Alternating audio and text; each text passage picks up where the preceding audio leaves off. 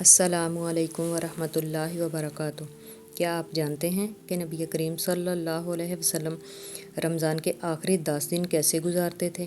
حضرت عائشہ رضی اللہ عنہا فرماتی ہیں، نبی کریم صلی اللہ علیہ وسلم رمضان کے آخری عشرے میں اعتکاف فرمایا کرتے تھے، یہاں تک کہ اللہ تعالیٰ نے آپ کو وفات دے دی۔ پھر آپ کے بعد آپ کی ازواج مطہرات نے بھی اعتکاف کیا۔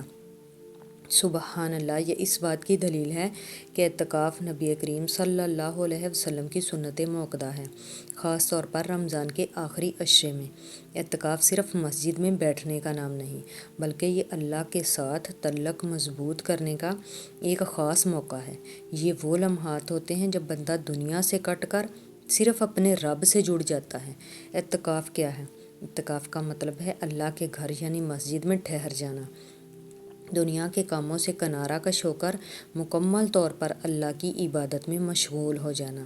نبی کریم آخری عشرے میں عبادت میں بہت زیادہ محنت فرماتے، راتوں کو جاگتے، اپنے گھر والوں کو بھی جگاتے اور کمر کس لیتے تھے۔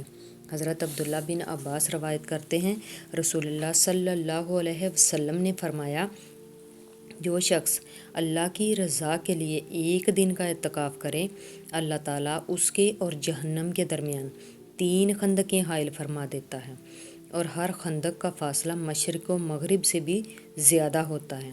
پتہ چلا کہ آخری عشرہ عام دنوں جیسا نہیں ہوتا۔ سوچئے، صرف ایک دن مسجد میں بیٹھنا، دنیا سے کٹ جانا اور بدلے میں جہنم سے اتنی دوری، یہی وہ عشرہ ہے جس میں شب قدر ہے، وہ رات جو 1000 مہینوں سے بہتر ہے۔